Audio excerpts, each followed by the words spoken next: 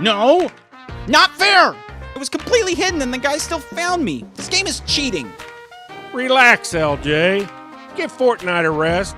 We still got 6 more hours to go. Where are we going again? Bethlehem. Oh, was a child born this Christmas Day? Should I have brought some frankincense? It's Bethlehem, Pennsylvania. Jeez, those wise men must have been exhausted. That would take months to walk.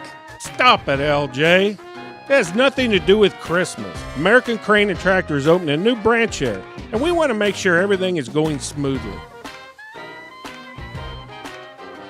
Why Bethlehem?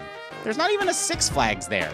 We picked Bethlehem to better serve our customers in the Northeast and Canada. Oh, that's what this is about, you hoser. Stop it, LJ. This will actually be great for my new customer. He lives up in the Northeast.